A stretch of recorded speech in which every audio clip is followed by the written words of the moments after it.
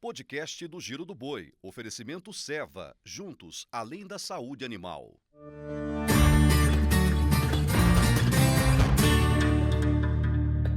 Olá pessoal, seja bem-vindo ao novo podcast do Giro do Boi. Hoje vamos falar de sanidade bovina. Os ectoparasitas, gente, representam uma ameaça significativa ao nosso rebanho, não é mesmo? Causando impactos econômicos substanciais, enormes, com perdas estimadas em torno de 7 bilhões de dólares por ano, ou seja, a gente chega à casa de 40 bilhões de reais que vão para o ralo todos os anos aqui no Brasil. É um tema seríssimo que precisa ser visto com muita cautela pelo pecuarista nacional. Nós vamos saber um pouco mais sobre os impactos causados pelos principais parasitos da bovinocultura de corte de leite também, com o médico veterinário Marcos Antônio Malaco, ele que tem mais de 40 anos de atuação na área de saúde bovina e, é claro, compõe a equipe técnica de uma nova e grande parceira de conteúdos da gente. Eu estou falando da Seva Saúde Animal. Doutor Marcos, muito obrigado pela sua presença aqui no nosso podcast. Obrigado, Mauro. Obrigado a todos os ouvintes. E a gente está disposto aí a discutir um assunto extremamente importante, principalmente nessa época do ano. E não é uma coisa de ontem, né? O ectoparasita, o parasita externo. Daqui a pouco a gente pode até falar também do zendo. Sim. Mas o ecto é um pepino que a gente enfrenta há o quê? Milhares de anos? Milhares de anos. E curioso, Mauro, que eles têm esses parasitos, de uma maneira geral, não só os externos, os internos também. Eles conseguem artimanhas, estratégias para sobreviver a situações desafiantes para ele. Entendeu? Então, infelizmente... Eles são sabidos. Exato, a gente está há milhares, eles sobreviveram à era do gelo, eles sobreviveram à guerra atômica, então aí... Eles atacavam os dinossauros? Com certeza, os dinossauros tinham os bichinhos deles também, né? Com certeza. Então, essa convivência com parasitas, ela... não tem como a gente exterminar, acabar com ela. Então a gente tem que procurar maneiras para sobreviver da melhor forma possível, sem que eles tragam muitos prejuízos, né, para a nossa pecuária. E você comentou aí, é uma realidade, um trabalho feito pelo professor Laert Gliese, infelizmente nos deixou, é um parasitologista de renome mundial, e que ele chegou a essas cifras aí. Os parasitas, os principais parasitas dos bovinos causam prejuízos anuais em torno de 14 bilhões de dólares e quase a metade quem causa isso aí são os parasitas externos. E eu não estou falando nem de cavalo, de carneiro, só estou falando só de boi, só de bovinos. Apenas bovinos. Nossa, então o prejuízo é maior ainda. Muito grande. E esses prejuízos, o pessoal fala, mas não é possível. Eles ocorrem de maneira direta pela ação do próprio parasita em si, como de forma indireta. Custos com tratamento, doenças que podem ser transmissíveis por ele, né, para os animais, que podem afetar inclusive a vida dos animais, essas doenças. Então, esses prejuízos eles se somam. Mão de obra, gasto com medicamento, um couro de pior qualidade para a indústria coureira. Então não é aquela história, não, ele está sugando sangue, não é possível que ele cause esse prejuízo todo. Que coisa impressionante. E é impossível viver harmonicamente. Boi e ecto, né? Não dá. Não bate. Não bate o trem. Nós temos que procurar maneiras de minimizar o máximo possível o impacto negativo desses ectoparasitas. O boi não pode ser amigo, doutor, da mosca do chifre, do berne, do carrapato. Olha só que coisa interessante. Não pode ser amigo. Olha que coisa muito menos eu, pecuarista, aceitar isso. Sabe como é que chamava o nome antigo? Olha, coisa interessante que você comentou aí. Como é que o nome antigo do gênero do carrapato hoje é Rhipcephalus. Antigamente ele era chamado de Boófilos micrópolis. Boófilos é amigo. É mesmo? Entendeu? Eu não quero amigo por desse, causa da convivência. Aqueles 21 dias em média, né, de convivência diária com o animal, com o hospedeiro. A mesma coisa é a mosca dos chifres, né? A mosca dos chifres fica 24 horas do dia em cima do animal. E picando. Né? Picando. Dói, estressa. É como se o boi estivesse sendo ferroado, né, diariamente. E existem estudos que comentam que ela pica por dia entre pelo menos 30 vezes. Uma mosca. uma mosquinha. Imagina 50, 100, 200 moscas, né? E o pior com relação à mosca. O pior não, né? O pessoal já conhece, né? Ela prefere animais machos, não castrados inteiros, né? Porque parece que ela depende da testosterona, que é o hormônio sexual masculino, para que ela possa produzir e colocar ovos. O senhor está me dizendo que a mosca do chifre ela é menos suscetível ao animal capão, ao animal castrado? Ela prefere machos com níveis altos de testosterona. Quando a gente castra o animal, o que a gente faz com a testosterona dele? Elimina. Elimina, exatamente, né? Então, você já deve ter percebido, Mauro, quando a gente chega numa fazenda, vai num rebanho, uma vacada com touros, onde é que elas se concentram? No cupim E no touro. do touro. Exato. Aquelas vacas que a gente chama vaca machona, né? Ela também pega mais mosca. E animais Eu já vi escuros isso. também. Eu vi inúmeras vezes fazendo. Exatamente, né? Parece que ela depende da testosterona, sabe? Para ela produzir ovos e colocar esses ovos, né? Ovo que a gente fala. Daqui a pouco eu queria que o senhor me ajudasse. Atenção, você que está acompanhando o podcast do Giro do Boi. Estou aqui com uma grande autoridade em parasitologia, em saúde, bem-estar bovino, Dr. Marcos Antônio Malaco. Ele que é da Seva Saúde Animal. E as chuvas já vão começar a chegar no Brasil. Quando elas vierem, sai de baixo. Sai de baixo. Aqueles bichos vão começar a se reproduzir naquelas aguinhas. É óvulo, larva. E aquele bicho vem e começa... Sabe?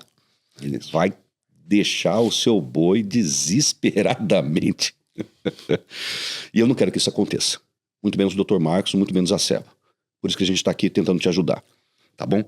Daqui a pouco eu queria que o senhor falasse em detalhes as causas, consequências e métodos preventivos de cada um desses parasitos, tá? Carrapato, mosca do chifre, berne, miíase, pode ser também bicheira? Bicheira. E talvez no finalzinho os impactos aí pra gente. Coisas do estábulo. Mosca do estábulo, a doméstica, né? Não, é aquela da cana que eles falam. A mosca do cafezinho, da cana, nossa, aquilo da também palha. É terrível aquilo ali também. Horrível. E também a coisa que a gente não vê, que é o verme que está interno. Esse é complicado. A gente vai falar no finalzinho, tá bom? 40 anos já de labuta, doutor Marcos. Conta um pouquinho sua história pra gente. A gente quer conhecer. Toda vez que a gente vem aqui no podcast do Giro, a gente quer conhecer um pouco mais as pessoas. É curioso.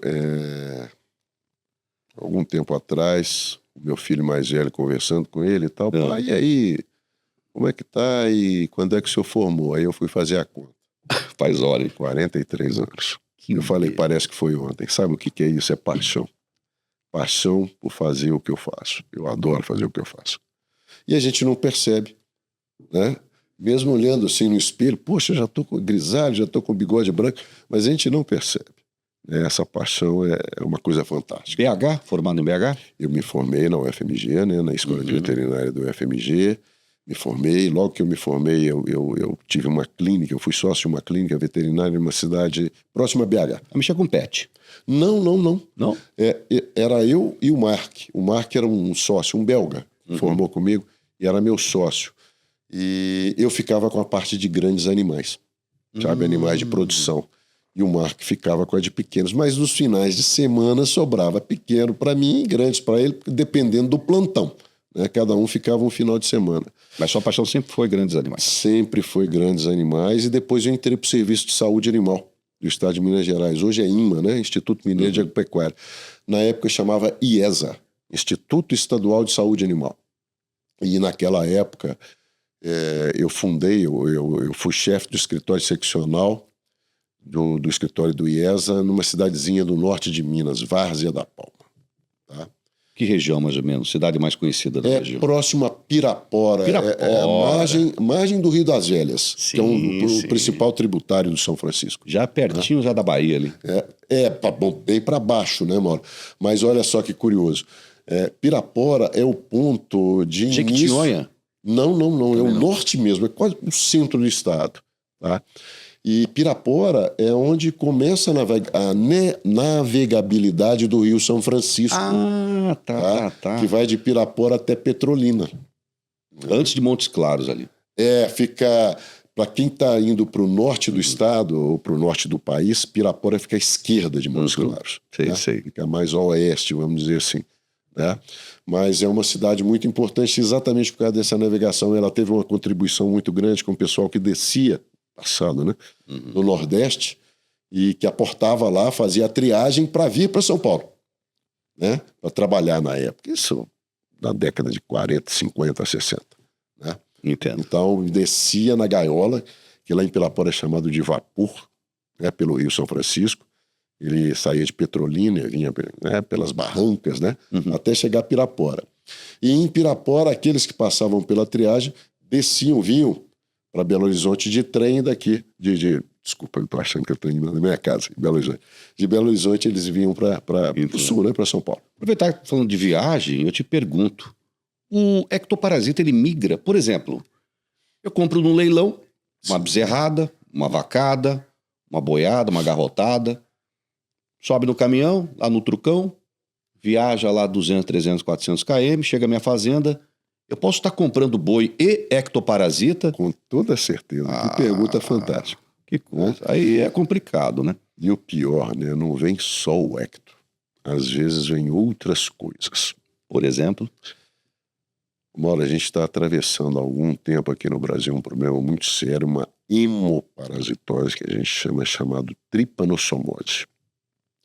E esse transporte, esse deslocamento, esse comércio intensivo de gado que ocorre hoje no Brasil contribui demais para a dispersão dessa parasitose no nosso rebanho. E não é só isso também, né, doutor?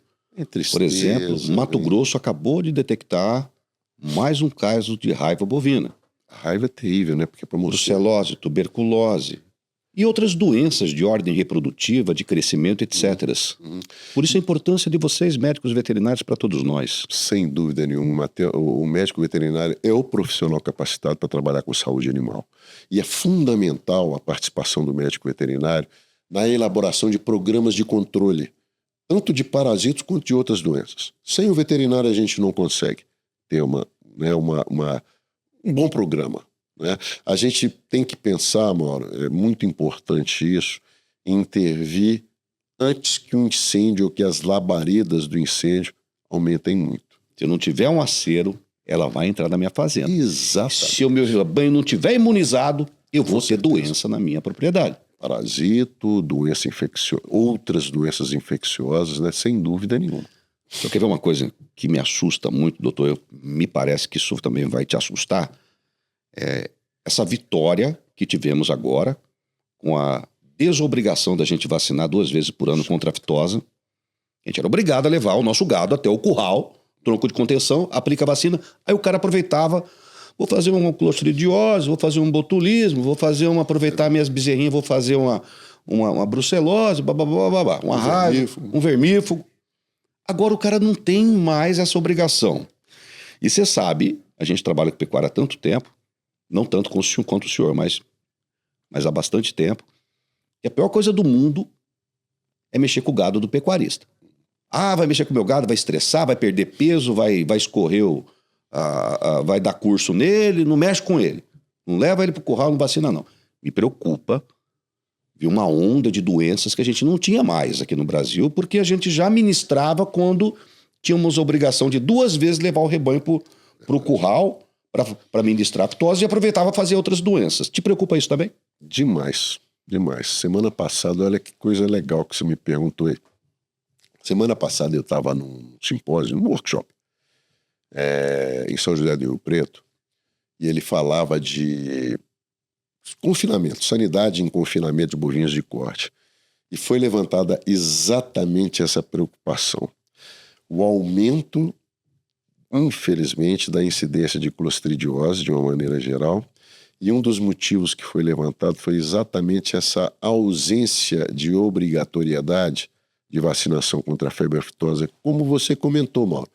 A pessoa, quando ele fazia essa aplicação no rebanho todo, que eram 2 épocas no ano, mas tinha uma época que era até 24 meses, depois o rebanho todo. Ele fazia a revacinação anual. Com a ausência dessa obrigatoriedade, infelizmente, boa parte Os pecuaristas não estão mais levando o gado para o curral e não estão mais fazendo não estão tendo mais esses cuidados sanitários.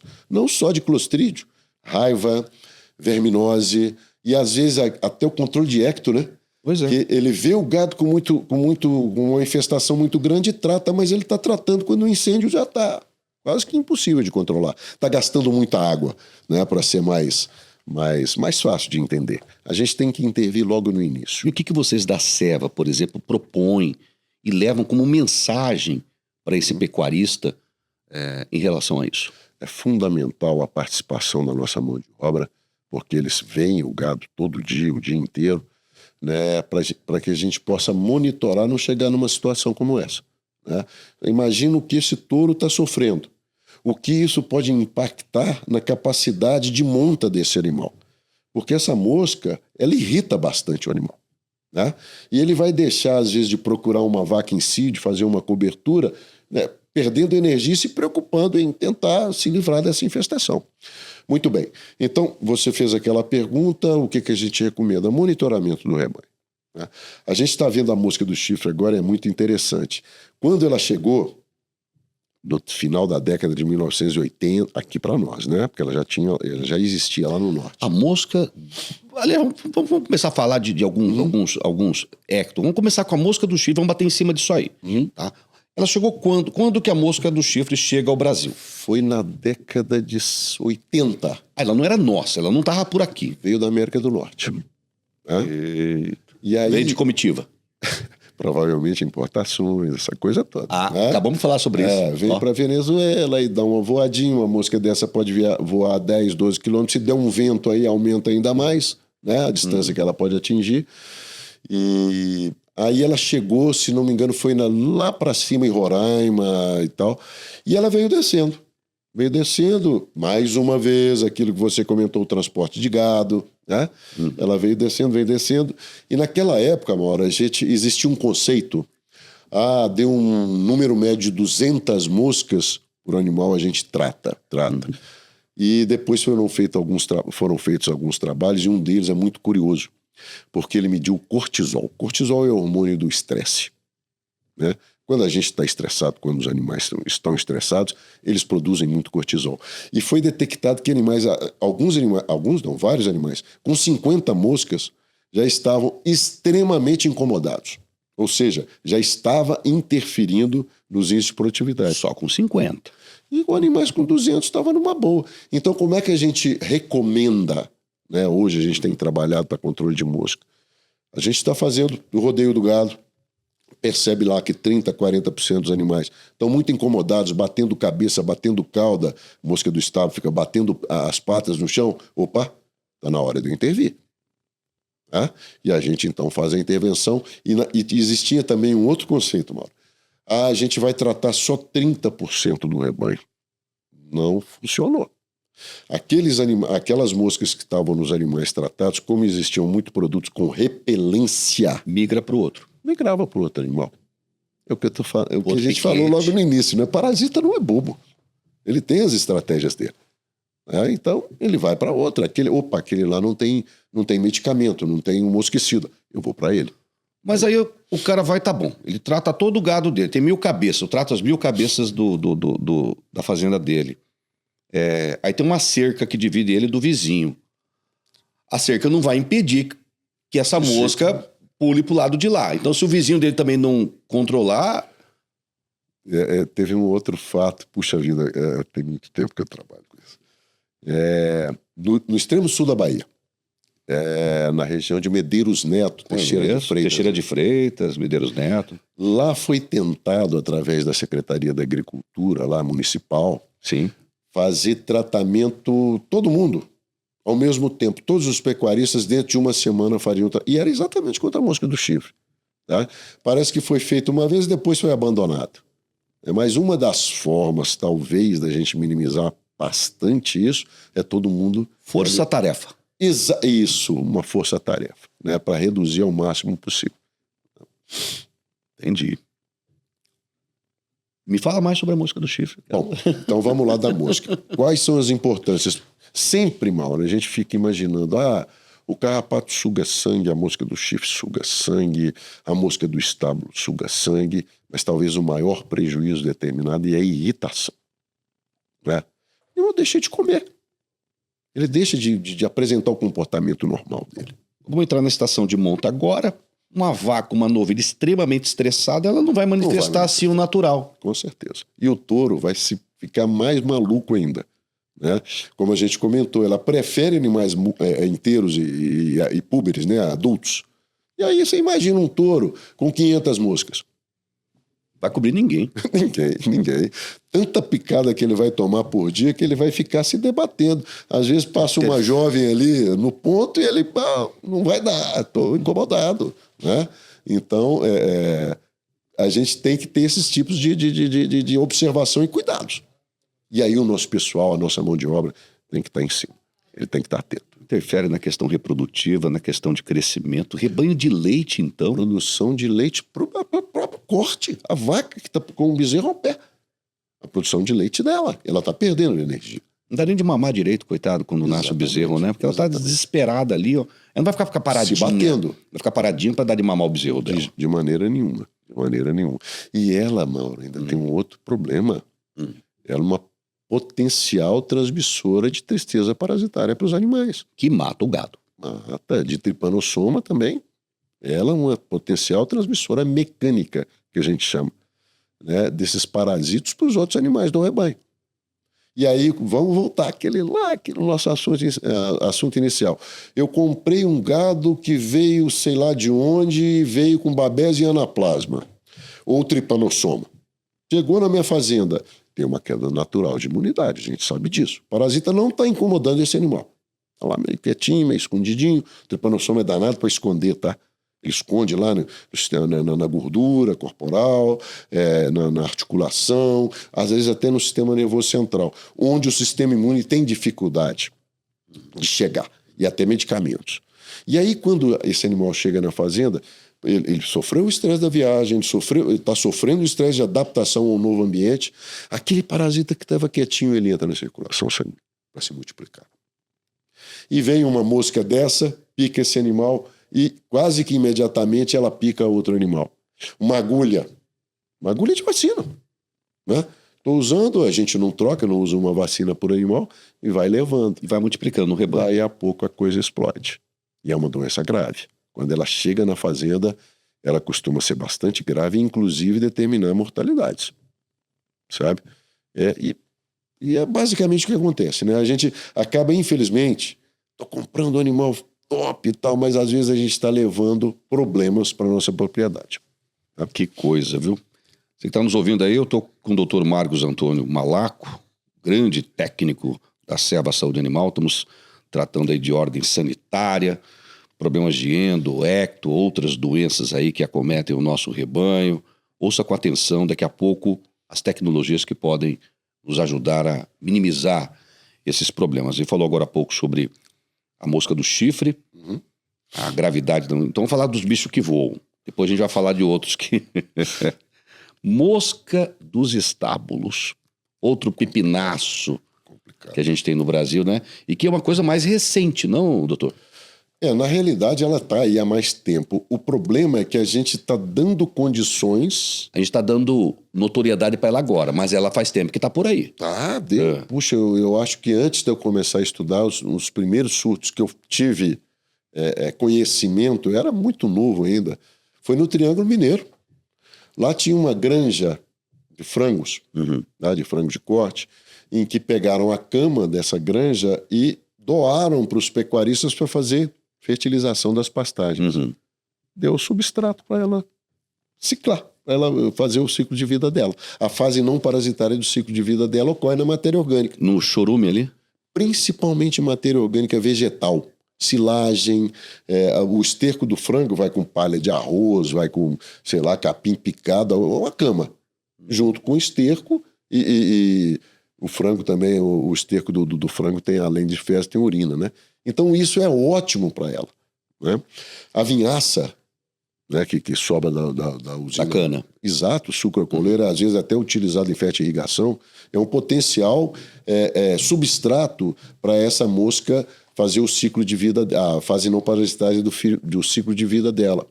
Sabe, essas fazendas, o confinamento, sobra aquele alimento ali no coxo, cai ali no chão, fazendas de gado de leite, é muito comum isso, e aquilo a gente deixa ali, e é o substrato pela multiplicar, né? Ou às vezes a gente chega em fazendas, o pessoal recolhe, tá tudo limpinho, bonitinho, mas fica aquele monte de esterco misturado com essa matéria vegetal e tal, fica aquele monte exposto.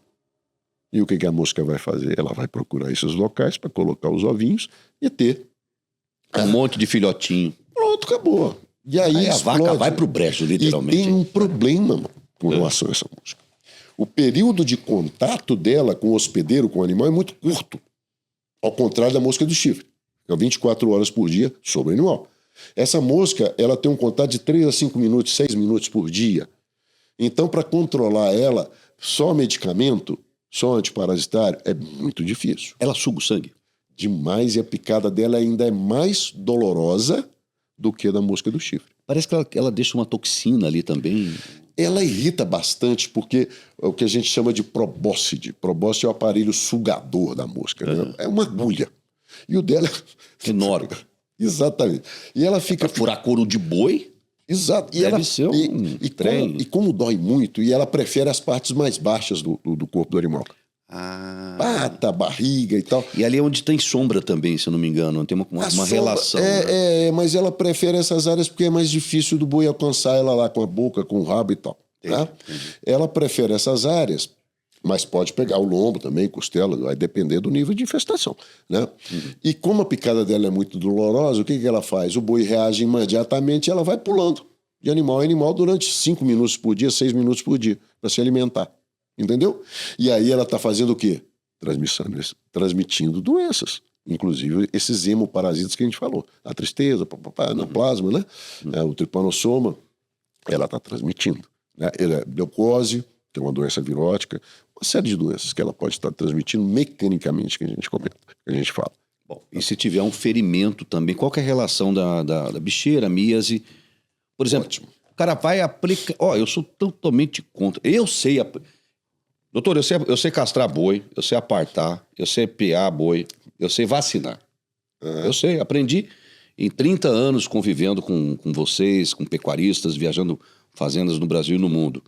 E eu sei as técnicas. Eu sei fazer a asepsia da seringa, da agulha, trocar a cada 10 de aplicação. Isso. Né? Vamos lá, água sanitária, enfim, nada que um álcoolzinho também não resolva, blá, blá, enfim. Mas tem muita gente que não sabe, não faz isso, o dever de casa.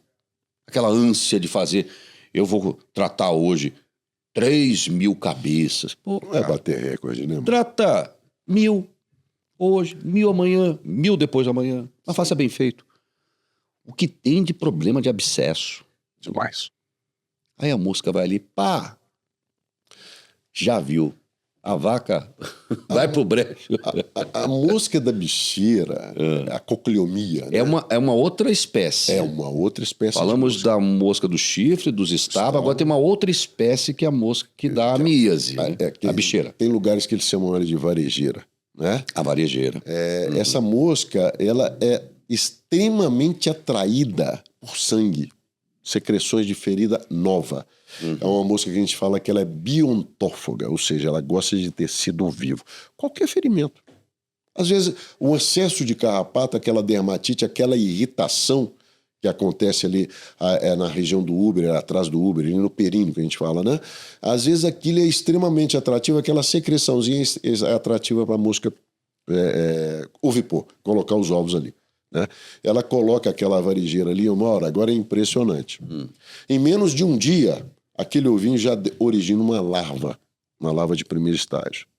E essa larva, o que ela faz? Ela penetra na pele, naquele ferimento, e ela evolui ali sempre se alimentando para uma larva um pouquinho maior, que é de segundo estágio, para a larva final, que é a grandona, que é a larva de terceiro estágio, com aqueles sinais clássicos, né, de bicheira, né? Mau cheiro, secreção, aquela coisa horrorosa, né? Aquela secreção sanguinolenta.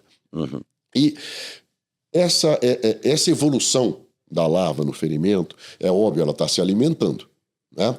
Ela acaba produzindo substâncias que a gente chama de enzimas, proteases, que vão destruir o tecido do hospedeiro. Consequentemente, vai haver produção de quê? De toxinas, de venenos. E isso contribui, inclusive, para a toxemia e pode matar os animais. Tem bezerro que morre de bicheira. Bezerro recém-nascido. Bicheira umbilical. O pessoal acha, não, é por causa do buraco, né, que foi formado. Não, às vezes é toxemia. Tanta coisa que vai sendo destruída. E esse berne come a carne do animal? A larva, sim. A larva come a carne do animal. Exatamente. Ela vai lançando a enzima, vai destruindo aquele tecido. Não é que come, ela absorve o que é digerido, né? Aquele líquidozinho e tal, ela se alimenta daquilo. Entendeu? E isso acontece num período extremamente curto. A gente tem aí em 5, 7, 8 dias de ovo até uma nova larva de terceiro estágio que vai cair no solo, penetrar, ali ela passa por uma outra fase que a gente chama de fase de pupa e vai originar novas moscas adultas. Isso é muito rápido. Tá? Que coisa impressionante. Existe um outro conceito que fala, a bicheira é muito importante na época das águas. Não tem nada a ver. A bicheira acontece na época da seca, no semiárido nordestino. Não tem nada a ver. O que é ruim para a mosca da bicheira, a cocleomia, é a temperatura. Quando a temperatura baixa muito, baixa aí de 16, 15 graus centígrados, ela fica meio letárgica, ela fica meio quieta. E aí cai os níveis de infestação pela larva da mosca. Mas ela está por ali. Ela está ali, está esperando, né? Ela fica esperando. Na hora que retorna aquela condição normal, explode novamente. É igual a gente fica esperando o calor para a gente ir para a praia tirar férias, né? É isso aí. Vai para o inverno lá na praia? Não vou não, né? É isso aí. Coisa impressionante, doutor. Estou de queixo caído com essa aula que o senhor está nos dando, explicando direitinho as causas, consequências, formas de multiplicação. Daqui a pouquinho já vai falar sobre método preventivo e curativo. Mauro, e curativo. Tem o carrapato, hein? Não, vamos falar daqui a pouco. Antes dele, ótimo, desculpa, calma. Antes dele, tem o berne. Outro pipinaço aí, ó. Esse incomoda. Quem nunca teve um boi, uma novilha, um bezerro, uma vaca, com berne na fazenda que atira a primeira pedra? E às vezes Me fale um pouco do berne. E às vezes até alguém já teve um berne que ele pega a gente também. Eu já vi. Ele pega a gente. E às vezes alguns médicos não têm dificuldade de fazer o diagnóstico. Minha sogra, por exemplo, teve um problema com berne. E o médico achou que fosse erisipela. Eu um dia olhando, falei, peraí, deixa eu dar uma olhada aí. Eu vi lá, que é bem característico, né? Fica inchado, vermelho e tal, com um buraquinho que é por onde a larva respira. Ele respira, né? Exatamente. Bate a cabecinha, respira e volta. Eu tô olhando, eu tô vendo uma coisinha mexendo lá. Eu falei, ela chamava Dona Vera. Eu falei, Dona Vera, eu acho que isso aí não é erisipela. Não, peraí. A senhora vai sofrer um pouquinho. Eu dei uma apertadinha, ele apontou, eu com a pinça eu tirei. A erisipela da senhora aqui. Né? Mas eu não fui em fazenda, não fui em lugar nenhum, não fui em Na nada. cidade mesmo pega isso. Olha só, olha que curiosidade interessante com relação ao ciclo de vida do berne. A mosca berneira, ela é meio lentona, ela é grandona. Já é uma outra variedade de mosca. Dermatobia omnis, que ela chama. Essa já é a quarta variedade de mosca que você está nos explicando aqui. Ela gosta ela fica em lugar sombreado, um lugar mais tranquilo, capoeira, mata, borda de mata e tal. Ela gosta desses locais, com umidade e uma temperatura alta. Só que temperatura muito alta é ruim para ela. Ela tem que ser alta de dia e à noite dá uma baixada. Aí ela adora isso. Sabe esses pés de morro e tal? Adora isso. E durante o ciclo de vida dela, Mauro, se ela pousar no animal ou na gente e colocar os ovos, não acontece nada. Ela tem que capturar um outro inseto, que a gente chama de forético, tá? Esse inseto pode ser a mosca doméstica, no caso da Dona Vera, né? Minha sogra. Pode ser a mosca do chifre, pode ser a mosca do estábulo, pode ser um pernilongo, tá? E aí, quando ela captura, em pleno voo, ela coloca os ovinhos dela sobre a superfície corporal desse forético, desse inseto. Aí passa aí 5, 6, 7, 8 dias, lá dentro do ovinho tem uma larva, a larva de primeiro estágio. Quando esse forético, né, a mosca doméstica, o pernilongo, qualquer coisa, pousa no animal ou pousa na gente, a larvinha está lá dentro só esperando. Estimulada pela temperatura, pela transpiração, a gente está liberando CO2, ela é estimulada, abre uma espécie de uma tampinha nesse ovo, que a gente chama de opérculo, a larvinha sai, ganha a pele, e ali ela perfura, chega no tecido subcutâneo e começa a evolução, até uma larva de terceiro estágio. Tá? Que coisa! É muito curioso isso. Quer dizer, estou numa pescaria, um pernilongo, ele pode ter sido, né, Às vezes seduzido Boa, pela boa. mosca do Berne, né? Seduzido, foi lá. Foi capturado. Foi capturado, vem aqui e tal. Deram um beijo na boca, mas ela deixou um ovinho. E foi lá, picou o pescador, já foi. Foi lá, às vezes a mosca doméstica nem pica, né? Ela foi lá só por curiosidade, dar uma lambida. Que ela é Gostou, lambedora. já deixou a larva. Aí a larvinha tá ali, olha, que coisa legal, tem Vou ficar por aqui. uma temperatura mais alta aqui, tem um CO2zinho aqui, me estimulou. Abre a portinha, que a gente chama de opérculo, né, do ovinho ali, abre a portinha e ganha a pele. Pronto, acabou. Isso no caso do ser humano. Agora, eu costumo dizer, doutor, que no caso do bovino, a situação é ainda mais grave, porque o boi como um todo, o bovino, é 100% submisso a nós. Uhum. O que a gente obrigá-lo a fazer, ele vai fazer. Sim. Né? Por exemplo, eu faço um metro quadrado, enfio um bezerro ali, ele não vai sair dali. E se não der água, ele não vai beber. Se não der comida, ele não vai comer. Se eu apear ele, ele vai ser apeado. Se ele não quiser ir para ali, eu apeio, empurro ele para lá, arrasto ele para lá, ele vai. Uhum. Entendeu? Então a situação do bovino é pior. Ele não sabe se defender. A gente não. A gente identificou uma berne ali, a gente foi lá e tirou. E o boi? Ele não sabe. Ou você acha que um outro boi amigo dele vai olhar, vai lá e vai arrancar. Opa, você tá com berne, vem cá, vou arrancar de você. Não faz. Então é isso que eu costumo dizer. Nós temos a obrigação de cuidar bem da nossa criação, porque ela é 100% submissa a nós. Exato. E o berne, então, é um problema sério hoje no Brasil, Muito sério. no rebanho. Prejudica bastante o desempenho. O berne, ao contrário, por exemplo, da mosca dos chifres, né? Ele tem uma distribuição mais regionalizada aqui no Brasil. A gente tem algumas regiões que não tem problema.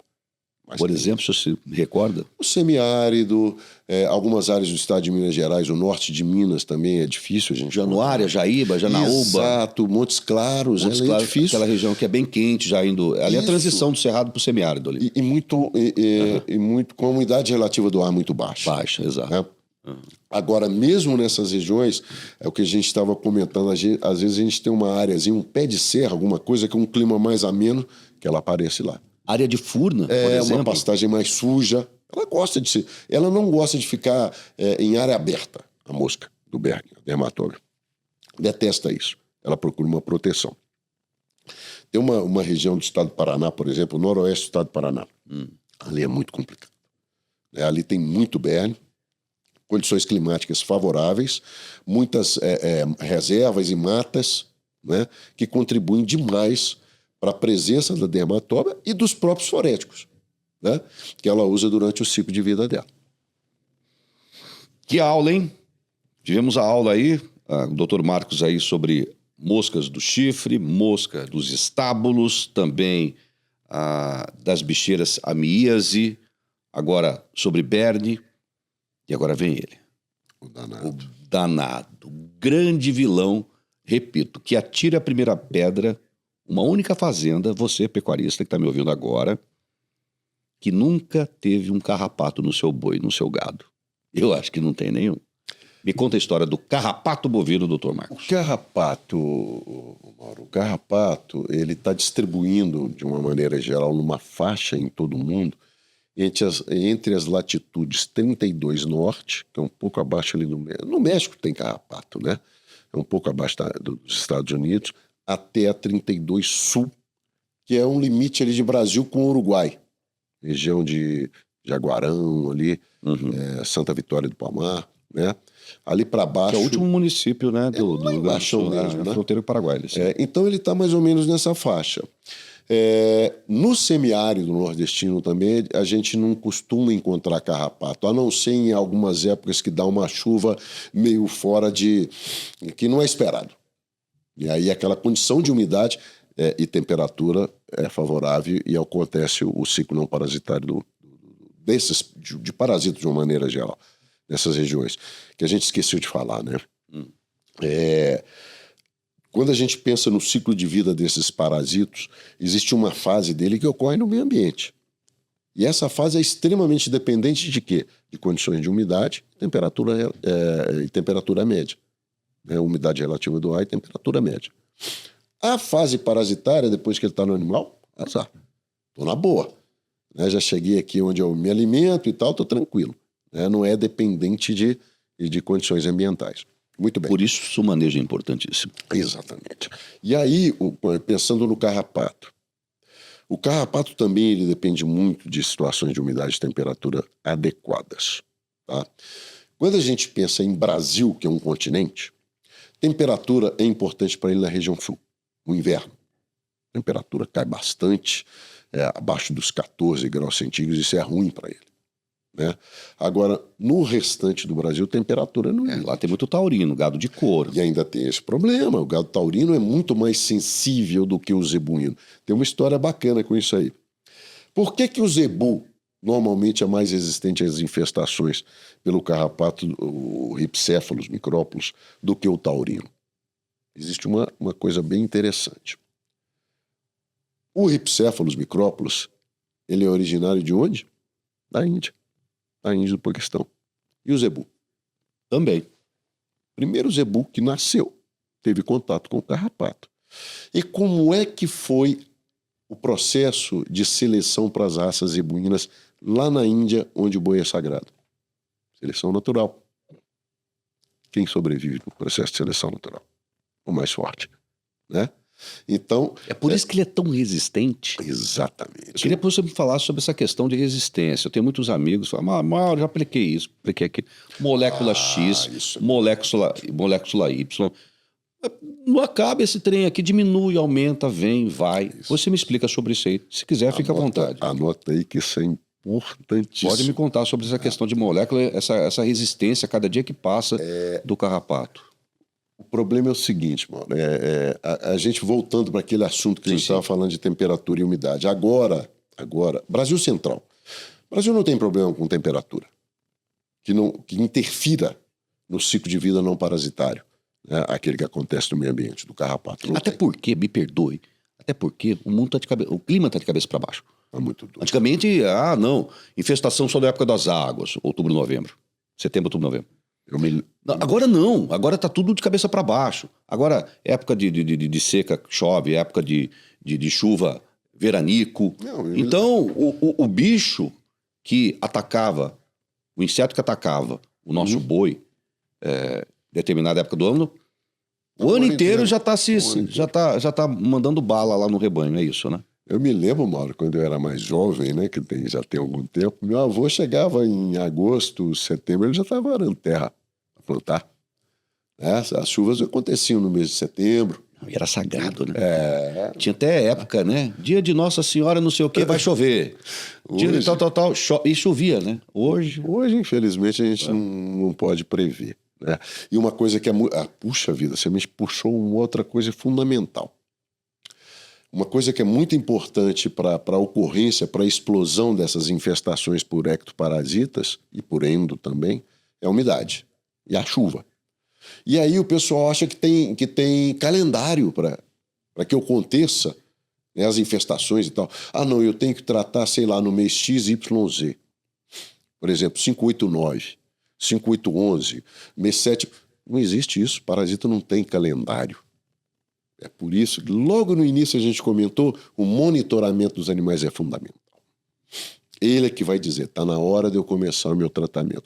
Voltando para o carrapato. Quando é que eu começo a me preocupar em exercer uns tratamentos mais, que a gente chama de tratamento estratégico, com mais intensidade no carrapato? Agora, na primeira geração do carrapato que a gente chama. Normalmente ela começa no início das águas? Isso, que aumenta a umidade relativa do ar. Entendo.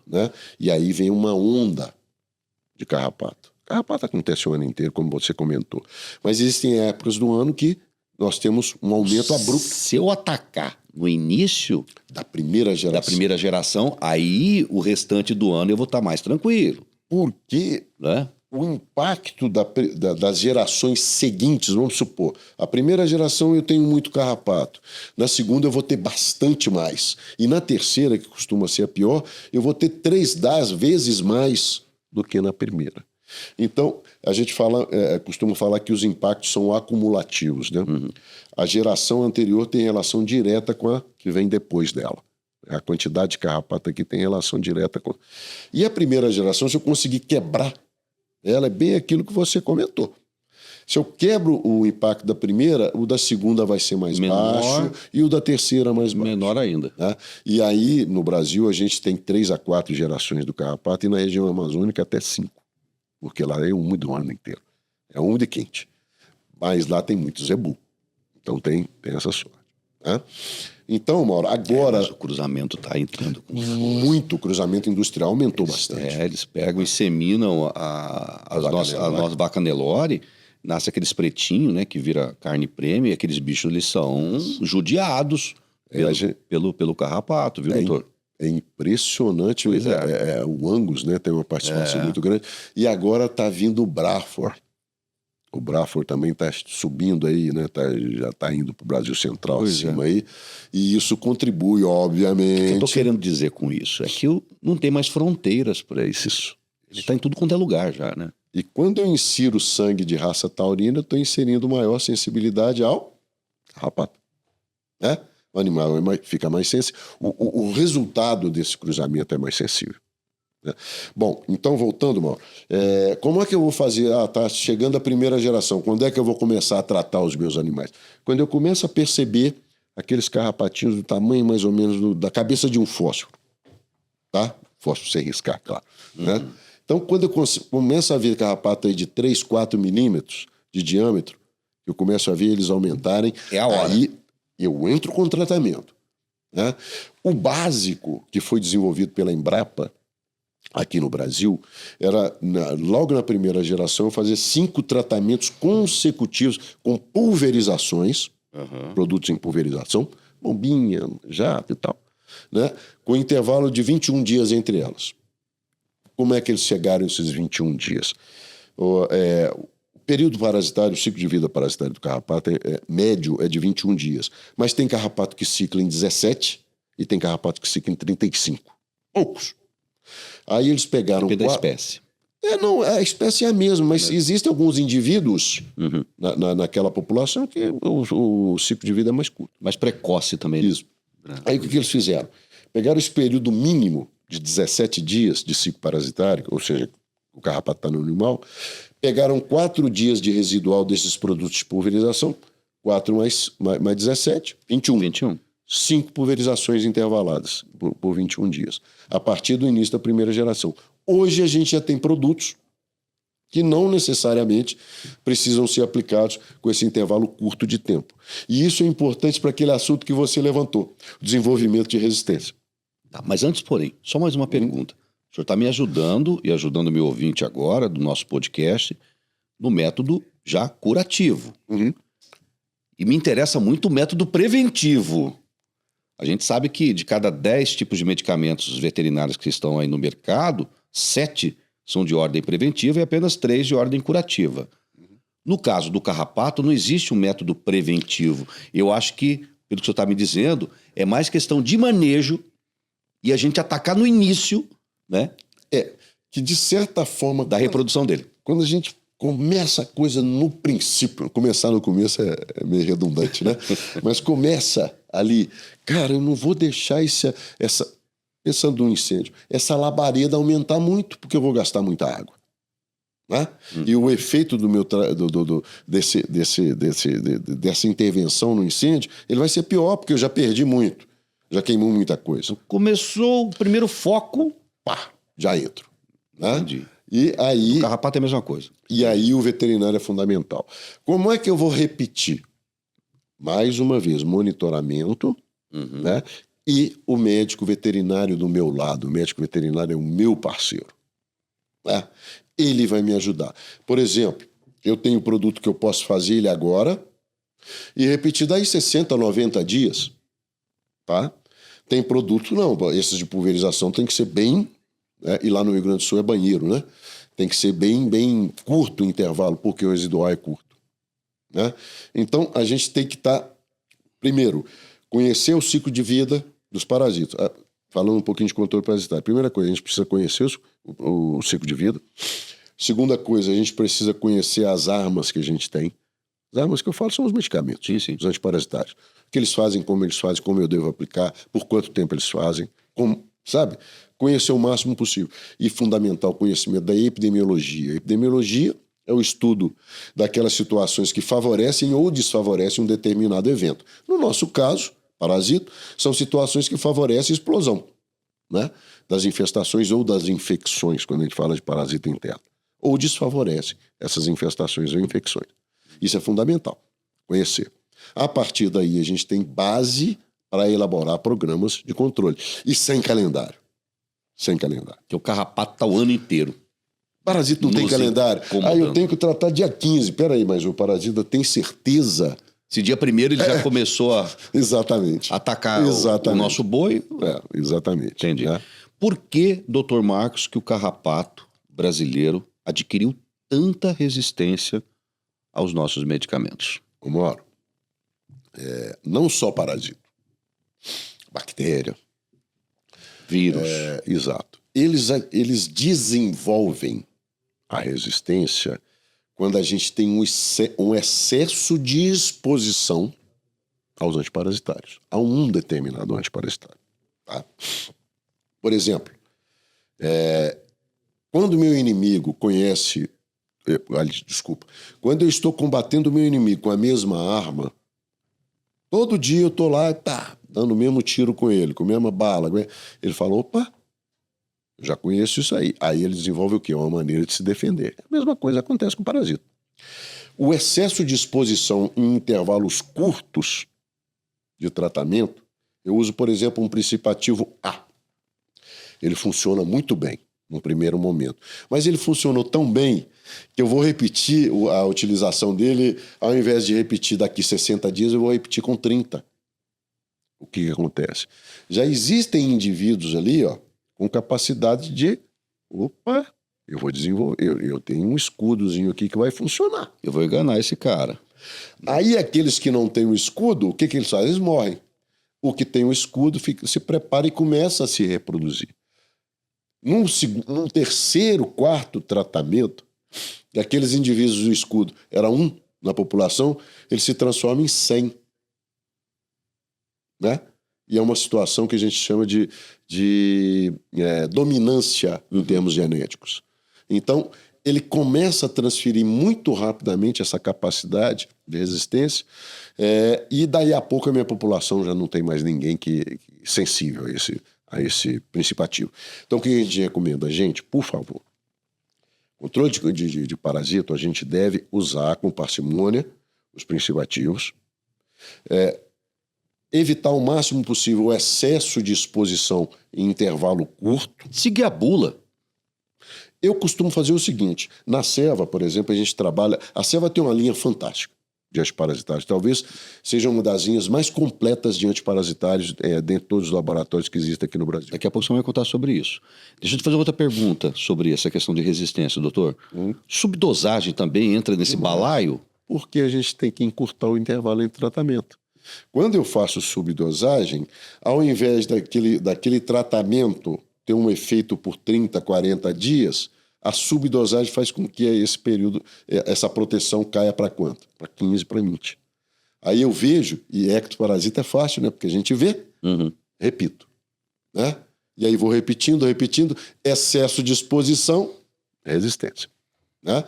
Posso até fazer 15 dias depois, 20 dias depois, mas troca o principativo. Principativo não, troque o grupo químico. Molécula. Um grupo químico que não tem o mesmo mecanismo de ação daquele que eu estou usando. Que aí, aquela turma que tinha um escudo vai ficar, opa, essa bala aqui... Esse cara me enganou, né? Esse tiro está diferente. O meu escudo não vai funcionar aqui. Entendeu? Então, é uma arte, né, a elaboração de programas de controle parasitário. Então, eu posso começar com um grupo químico, repetir esse grupo químico, sei lá, 60, 90 dias depois, mas houve necessidade, Malaco, de tratar aqui na metade. Eu uso um outro grupo químico, que a gente fala de rotação de grupos químicos, né? É uma das estratégias que a gente tem para controlar com eficácia as infestações e uma alternativa para a gente tentar evitar, né, o desenvolvimento de resistência a um determinado grupo químico que funcione. Correto? Perfeito. Falamos aí de 5 ectoparasitas, né? Carrapato, mosca do chifre, mosca dos estábulos, mias, bicheira e berne. Aí vem aquele bicho, e tudo bem, aqui a gente vê.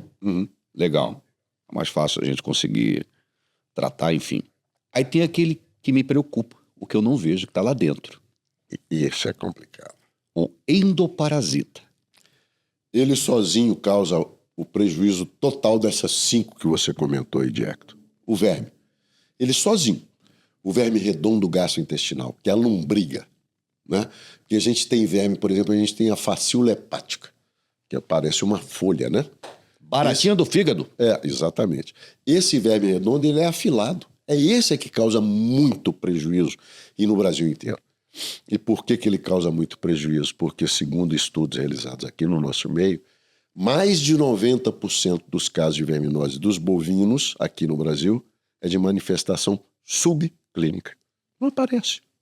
O bicho não fica barrigudo, não tem diarreia, não tem anemia, não tem edema submandibular ou papeira, não tem pelo arrepiado, entendeu? Parece que tá tudo bem. Mas não tá, né? Aqui no Brasil a gente tem vários trabalhos, inclusive eu tive a oportunidade de desenvolver alguns, que demonstram o seguinte, que na recria, que é a fase mais complicada que tem na vida do bovino, na recria, uma carga subclínica de verme redondo faz com que os animais deixem de ganhar entre 1 a 2 arrobas por ano, 30 a 60 quilos. Que prejuízo, doutor. O que é isso na vida de uma fêmea? Que precisa de chegar lá para os 300 quilos para ela entrar em reprodução. Um macho que precisa chegar lá aos 360, 390 para iniciar o processo de engorda e terminação. E quando entra no confinamento tem outro problema, né? Tem verme de pulmão. O verme de pulmão, ele acontece no pasto também, né? O confinamento, óbvio, né? O animal, quando é exposto no regime de confinamento, a chance dele reinfectar, se ele receber um tratamento no processamento, no dia que ele entrou no curral, ótimo. Tá? E o tratamento tem que ser bem feito. E tem que ser com produto potente. Não dá para usar uma meia boca. Acho que você comentou, o cara acha que tratou e não tratou. Tem muito isso, né? A pessoa trata a consciência, mas o problema está ali. Então, tratou os animais, o nível de exposição é mais baixo, aí, teoricamente, o prejuízo é menor. Mas no confinamento, além do verme redondo, a gente tem o cisticerco, né? Que às vezes pode ir complicado. Não, cisticercose, eu vou te contar, que problema seríssimo que afeta não só a produtividade, mas o bolso do pecuarista. Isso. Tem determinado a legislação hoje, eu não sei a quantidade de cisticerco, se não me engano, 7 ou 8. Acima daquilo, parece que a carcaça toda já é condenada. Parece, sei lá, é um trem dele. Eu sei que dá prejuízo para o pecuarista, para o bolso, para nós consumidores que vamos ficar sem aquela carne. Ainda bem que a gente tem um CIF bacana que está aí monitorando e tal, mas e se escapar isso do controle, o ser humano, a gente pode ser contaminado por aquilo. Sem dúvida. É o pior, que é o pior, doutor. E pega o verme, né? Pois é. A tênia, que chega a 8 metros de comprimento. Oi? Você imagina? Quanto? Mas pode chegar de 6 a 8. Deus me livre. Dentro da sua barriga. Deus, né? Que me perdoe. Então graças a Deus que a gente tem a carne inspecionada. Não é o problema nosso, é o abate que não é o clandestino, né?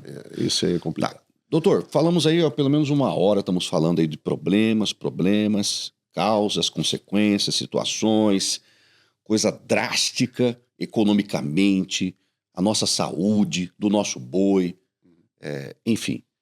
A gente tem aí uma missão, doutor, em 2050 somos 10 bilhões de bocas para alimentar. Excelente.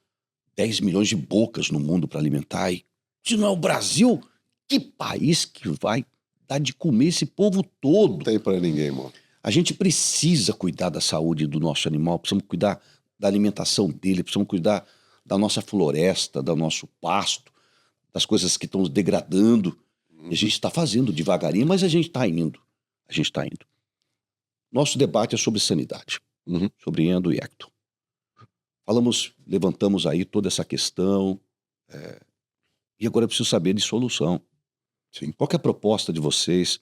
A gente sabe aí do trabalho incansável da Serva para poder tentar ajudar esse produtor.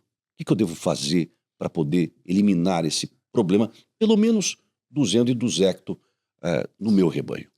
Boa, Mauro. Boa. Bom, a Serva, como eu comentei com você, ela tem uma linha de produtos antiparasitários bastante robusta. Tá? Nessa linha de antiparasitários, a gente lançou agora, recentemente, a Serva lançou um produto à base do fipronil. Fipronil. Fantástico. É o princípio ativo. Exatamente. Tá. Que é do grupo dos fenilpirazóis. Tá? O fipronil, ele é um ectoparasiticida extremamente potente. Ecto, apenas. Pega só ecto. Tá? E ele é seletivo contra insetos e ácaros, ou seja, mosca, larva de mosca e ácaro, que é o carrapato. Tá? Então ele é muito seguro para os mamíferos. Tá? A Serva conseguiu desenvolver uma formulação que o fipronil já é conhecido. E lembra depois sobre carência, tá? Ela ela conseguiu desenvolver uma formulação. O fipronil foi lançado na pecuária, né, em 1996, 97, em formulações para aplicação por a 1%. E a Serva conseguiu desenvolver um produto a 3%. Tá? Quais são as... Concentrado, né? Extremamente concentrado e com veículos que permitem a aplicação pela via puron e pela via sputum. Aquela a gente coloca só num determinado ponto da superfície corporal do animal. Com a pistola aplicadora. A gente pode aplicar a cavalo. O produto chama Fiproline Duo. Tá? Fiproline Duo. Tá? Como assim? Eu tô a cavalo. Sim. E eu tenho uma pistolinha. Uma pistola. Na verdade, a pistola ela é dentro do animal ou ele só gruda nele? Gruda no animal. Essa pistola foi desenvolvida, inclusive, para o Fiproline. Tá? Então a pessoa acopla, né? Uma mangueira e tal, as bolinhas, ele acopla no frasco.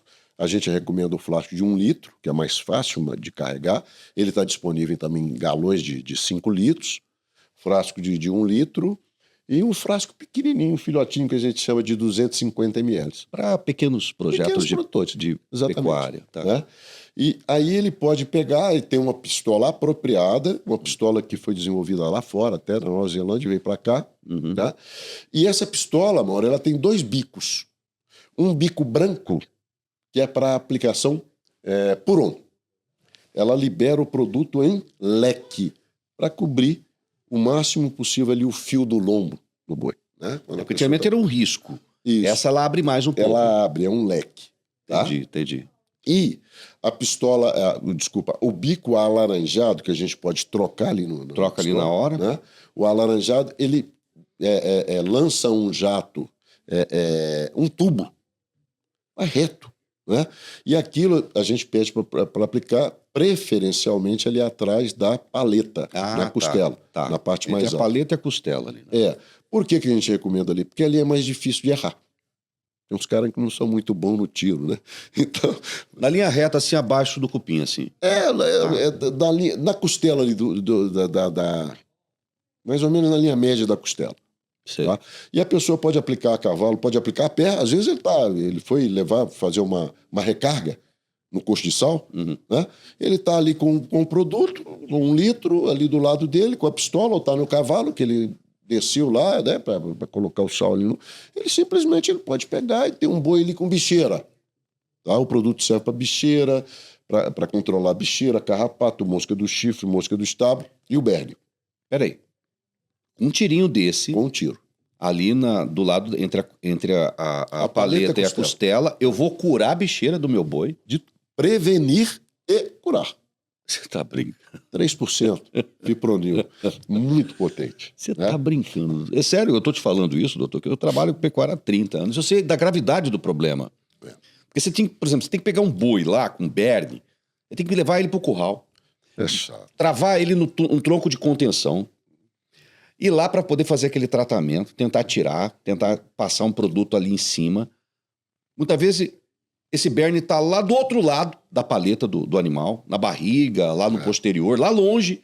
Aí o senhor fala que um tirinho, onde entra um produto... É rapidamente absorvido. Dali já é absorvido pelo organismo do animal e vai curar um hematoma, não, uma lesão que está mais ou menos uns quase 2 metros de distância. Exatamente. É essa proposta, é isso que você... Essa tecnologia que você desenvolveu. Coisa legal. Não, eu tô achando o máximo isso, sinceramente, doutor.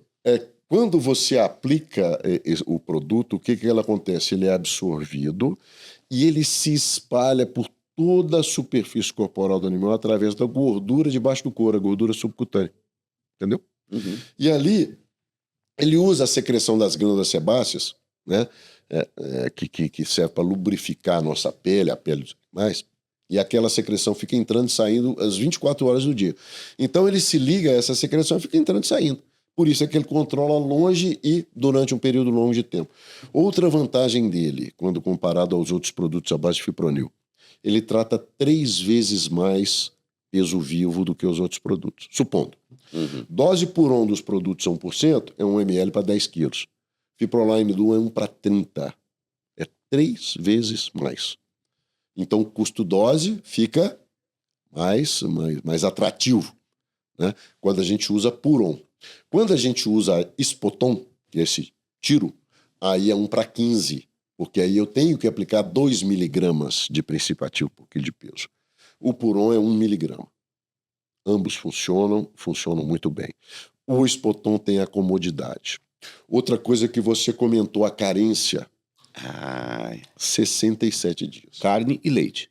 Não, infelizmente, nenhum produto à base de fipronil é autorizado para aplicação em vaca leiteira. Então atenção, você que está nos ouvindo, tá? Não vai usar essa tecnologia da Ceva para o seu rebanho de leite. Exatamente. É só para gado de corte. Por quê? Porque o fipronil ele tem uma atração muito grande por gordura. E o leite é rico em gordura. É rico em gordura. Como é que eu vou usar então o Fiproline Duo no meu gado leiteiro? Essa é a questão. E ele funciona muito bem. Simplesmente através de um conceito que a gente chama de novilhas aspiradoras. Vaca seca não... Vaca seca vai ficar em 60 dias, não é uma boa, porque das 67 para abate, provavelmente ele teria mais um pouco para leite. Entendi. O que a gente pode fazer é pegar as novilhas, que podem ser usadas, estão longe da reprodução, trata esses animais, aguarda aí 1 semana, 10 dias, leva esses animais para a área onde estão as vacas em lactação. As vacas em lactação, tá? Eu trato com produtos permitidos e a Ceva tem o Eprecis, que é a eprinomectina, que é carrapaticida, e tem o Combo Puron, que é um ectoparasiticida com 24 horas só de carência, e leva, espera os 10 dias também, né? 7, 10 dias, e leva esses animais para onde estavam as novilhas. Entendeu? Então eu posso fazer essa rotação a cada 45, 60 dias. Por quê? Qual é o objetivo, Mauro? A gente falou de parasita, esqueceu de um detalhe importantíssimo. 95% do meu problema quando eu penso em parasitose está no ambiente. O que eu vejo, 5% está no animal. É a pontinha do iceberg. Então, manejo é imprescindível. E quando eu faço controle estratégico, como eu sei disso, que a maior parte do meu problema está no ambiente, eu uso os animais, que é muito mais fácil usar eles, trato em determinados momentos e com determinados produtos com o objetivo de quê?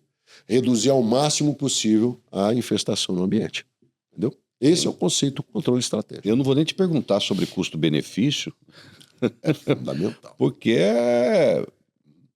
já estou extremamente convencido sobre isso. E a equipe técnica de vocês, doutor, como funciona? Hoje nós somos espalhados pelo Brasil, em todas as regiões.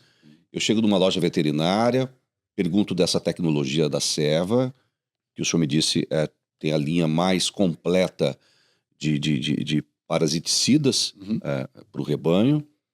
E com certeza o médico veterinário daquela loja veterinária que ela é obrigada a ter, ele já conhece, já é amigo de um outro veterinário que é o colaborador de vocês.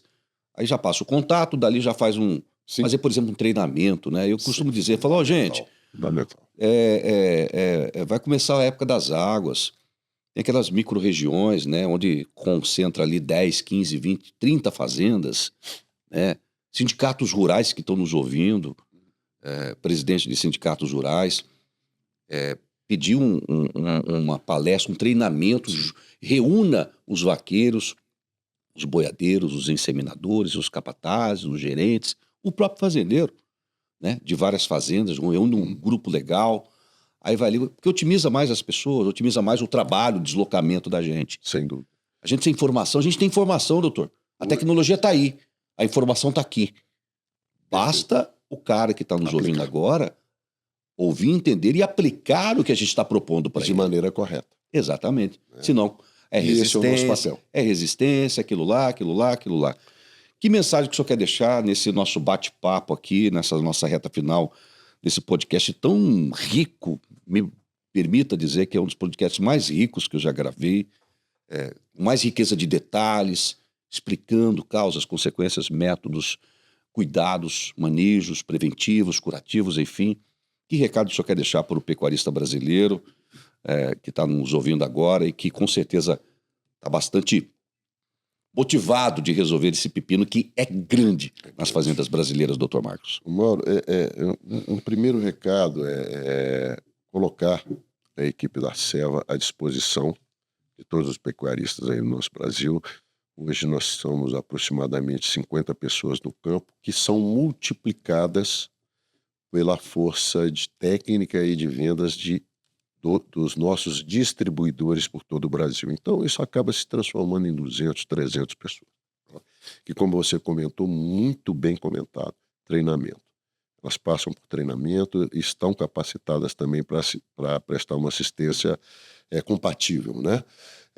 Com relação ao controle de parasitos. A gente comentou que a Seva tem uma linha bastante ampla, então a gente está com o Fiproline Duo agora, que pode entrar um tratamento agora, repetido aqui 60 a 90 dias. Se houver necessidade de tratar os animais na metade desse período, a gente tem um produto chamado Fluron Gold, que tem ativos com princípio, com mecanismos de ação totalmente diferentes. Tá? Do Fiproline e até entre eles. A gente tem cipermetrina, clopirifos e fluazuron. Cipermetrina, clopirifos que controla todos os estágios que estão sobre os animais e o fluazuron que controla a larva e ninfa do carrapato. A gente tem o combo Puron, que a gente já falou rapidamente. A gente tem a linha de endectocidas, que controlam tanto parasitos internos quanto os principais parasitos internos, e aí a gente tem o Puritec Gold e o Tixon 3.50, que podem ser aplicados em conjunto com o Fiproline, tá? Ou em conjunto com o Fluron. Serve para controle estratégico da verminose também, porque é endectocida, né? Controla tanto o verme, quanto o carrapato, quanto a mosca de chifre, quanto o berne, tá? E a gente tem o Eprecis, que é uma eprinomectina, que controla a verminose, tá? Controla carrapato, mosca do chifre, o berne e a stefanofilariose. Esse produto a gente direciona ele mais para quê? Para o gado leiteiro, porque ele é descarte zero para o leite. Tá? E essa sem resíduo zero. Resíduo, tudo que a gente aplica tem resíduo. Não, sem resíduo penalizável. Né? Entendi. Entendeu? Perfeito. Então, o Eprecis, ele cabe muito bem para vacas leiteiras, para pecuária leiteira, tá? E ele é o único produto chancelado, aprovado pelo Ministério da Agricultura aqui no Brasil, para controle de uma outra verminose, só que ataca a pele. Dá uma úlcera, uma ferida. Normalmente na barriga, próximo ao úbrio e tal. Como se chama? Chamada stefanofilariose, ou úlcera do úbero, úlcera da lactação, úlcera de verão. Eu já vi animal com isso já. Às vezes na linha, quando a gente desce no fosso da ordenha, a gente vê algumas vacas. E essa tecnologia ajuda, né? O Eprecis controla isso. Que legal. Tá? E é chancelado pelo Ministério. E aquela ferida incomoda uma barbaridade a vaca. Porque ela dói, ela coça, ela atrai mosca. Né? E isso, obviamente, vai impactar o quê? Na produção. Sem dúvida nenhuma. Então, nossa mensagem final: conte com a Seva, conte com a gente. A gente tem os canais de comunicação, tem o nosso site, tem o nosso saque, tem a nossa equipe de campo, tem os nossos distribuidores. correto? Espalhado por todo o Brasil.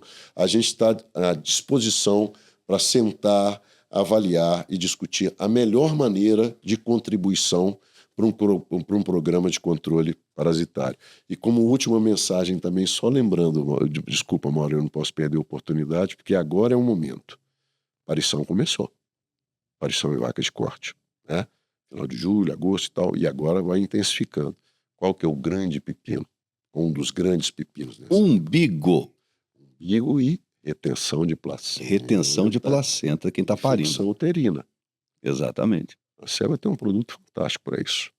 Ele tem um mioconstritor, ele contrai a musculatura do útero, expulsando toda aquela sujeira que Até porque eu preciso reavivar o aparelho reprodutivo da fêmea, porque daqui a pouco ela vai entrar em reprodução de novo. Se Deus quiser, daqui a E aquilo tem que estar 35 saudável, Exato. todo o aparelho reprodutivo dela. Então, esse produto ele é chamado de partomicina. Partomicina é uma combinação de antibióticos de amplo espectro, ou seja, controla os principais parasitas, bactérias gram-positivas e gram-negativas que estão envolvidas em infecções uterinas, e a ergometrina que existe na formulação, ela contrai o útero e descola a placenta, facilitando o quê? O esvaziamento uterino. Então controla a infecção e esvazia o útero. Fantástico. E agora está na era. Que é tudo que eu precisava para poder Com um produto só. reconcebê-la novamente. Um produto só. E o bezerro que ela nasceu, também que está com probleminha lá no umbigo lá, também você tem... Cuidado com o umbigo. Olha, iodo é fantástico. Que é o primeira abertura e ali... de entrada de enfermidades para o animal, se eu não curar, né? Mano, pneumonia, diarreia, septicemia, Entra tudo às pelo vezes umbigo ainda do por ali. bezerrinho. São 2 artérias, uma veia e o úraco. E não esquecer que a colostragem, né, é a primeira vacina natural do animal, né, doutor? E outra coisa, às vezes a gente pega quase de diarreia em fazer de gado de corte, o pessoal, não sei o quê, uma vacina, a vacina funciona, mas a vacina ela tem um determinado limite, um desafio. Agora a gente chega numa fazenda, a maternidade pequena, chovendo, matéria orgânica, a gente olha a vaca, ela tá para parir, o teto dela tá cheio de barro, cheio de esterco. Mas na hora que mamar ali, a bactéria vai chegar antes do que eu. Entendeu? Tá tão sujo que não tem jeito. O bezerro, na hora que ele for mamar, ele vai se contaminar, né? E às vezes com carga excessiva de bactérias causadoras de diarreia. Então, cuidado, maternidade também precisa de manejo. E vocês têm solução para isso também. A gente pode orientar. Perfeito. Ok? Doutor Marcos Antônio Malaco, médico veterinário, gerente técnico da Seva Saúde Animal, muito obrigado pelas suas explicações e boa sorte para essa nossa nova safra de pecuária, viu, pessoal? 24, 25, que Deus abençoe a todos nós. E muito obrigado por todas as suas explicações, viu, doutor? Eu agradeço, Mauro, agradeço a todos os nossos ouvintes aí. Puxa vida, eu me empolgo quando eu falo de pecuária, porque quando eu comecei a trabalhar 40 anos atrás, a situação era totalmente diversa. E agora é a nossa hora. E lá atrás não tinha tecnologia, hoje temos. Exatamente. E Isso desenvolvida aqui dentro, do Piniquim. Né? Tecnologia que foi desenvolvida aqui. Não veio da América do Norte. Então não tem desculpa Exatamente. pro meu boi adoecer. Tem desculpa pro meu boi ficar magro, não tem desculpa para eu ter uma genética ruim. Nós temos tudo. Nós temos o bife e o garfo na mão, né, doutor? Exatamente. E lá na minha terra, o queijo, eu sou mineiro. É faca e queijo? Oi, gosta de carne também? Então, é o bife. Mauro, com doce de leite depois do bife é ótimo, o queijo com doce de leite. Finalmente eu estou enxergando a hora que eu tive um professor de geografia quando eu estava fazendo meu ginásio. Hoje não é mais ginásio, hoje é, sei lá, primeiro grau, segundo. E ele é Miguel. E ele comentava o seguinte: o Brasil será o celeiro do mundo. Finalmente nós chegamos nesse momento. O Brasil é o celeiro do mundo. Graças a vocês técnicos e graças a quem está nos ouvindo. E ao nosso pecuarista. O produtor rural. Exatamente. Muito obrigado, doutor. Eu que agradeço a todos os ouvintes e estamos às ordens de você. Procure a gente na Seva, que a gente com certeza está à inteira disposição. Valeu. Muito obrigado. Até o próximo podcast do Giro do Boi, pessoal. Tchau, tchau.